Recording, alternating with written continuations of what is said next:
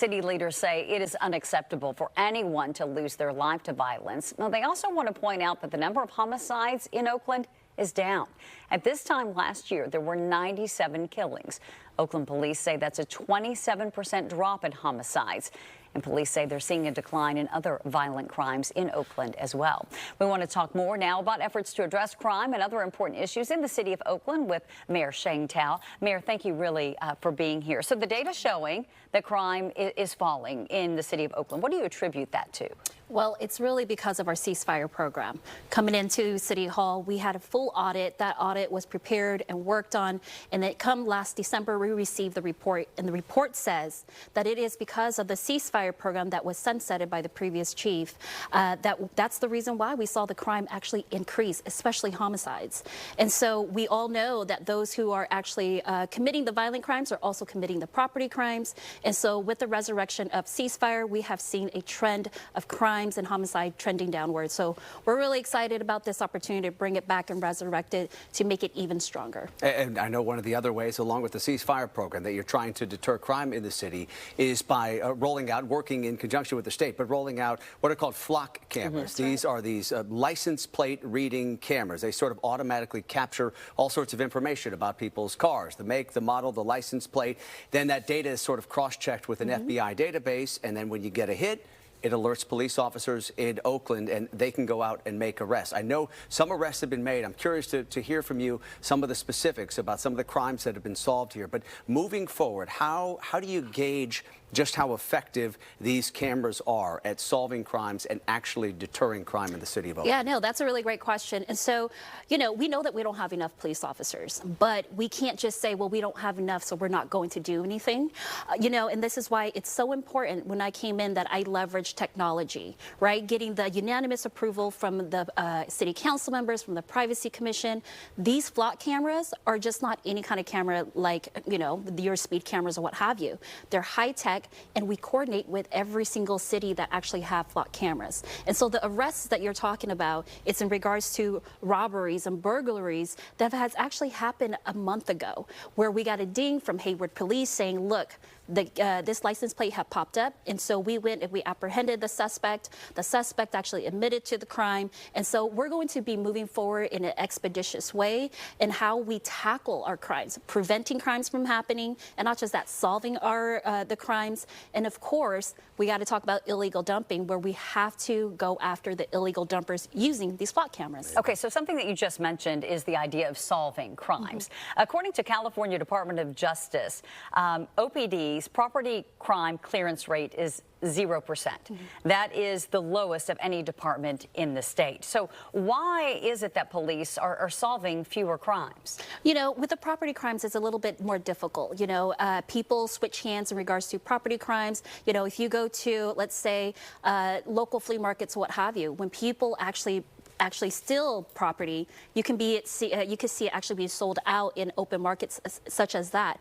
However, it's also fencing rings, right? We know that it's no longer gangs on the corner selling, you know, dope or whatever have you.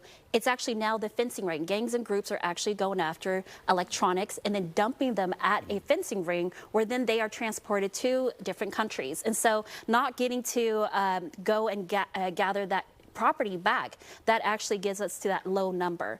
However, you know, what I can say is that our property crime is down, you know, along with our homicides, and we're going to continue to do that work. And you know, to that end, when you talk about property crimes, there obviously is a push right now with Proposition 36 that is going to be put to voters here coming up in November to try to strengthen some of the laws when it comes to property crimes and some drug crimes, strengthen the penalties, I should say.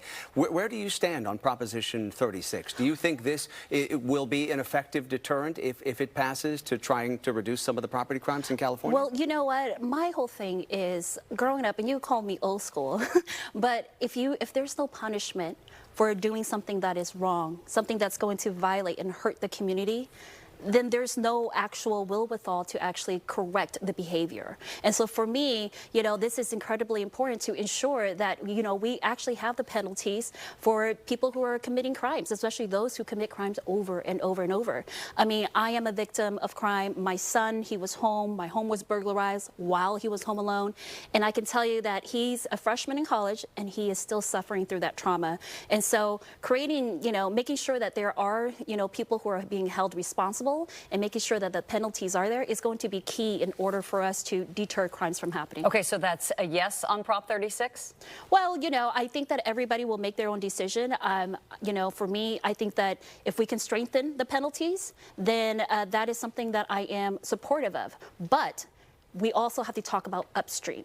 Upstream meaning the Department of Violence Prevention that we have in our city. We just won $2 million of grant from Vice President Kamala Harris' department for gun violence prevention.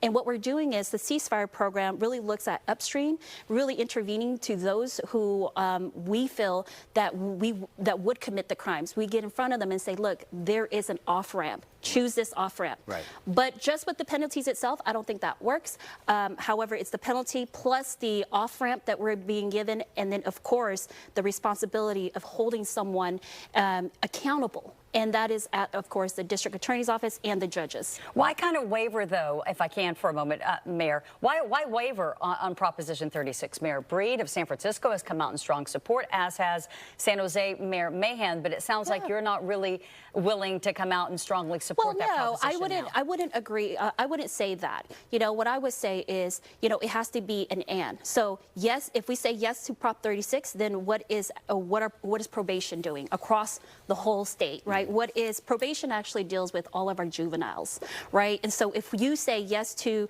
Prop 36, that doesn't solve for the many juveniles who are out there committing crimes, right? And so if probation still says, okay, well, we're going to let you go because you're a juvenile, like there's no repercussions there. And so I think that when we say yes on 36, we have to be holistic about what does that mean, right? Government plays different roles. Here in the city of Oakland, we do not charge, right? But the district attorney does.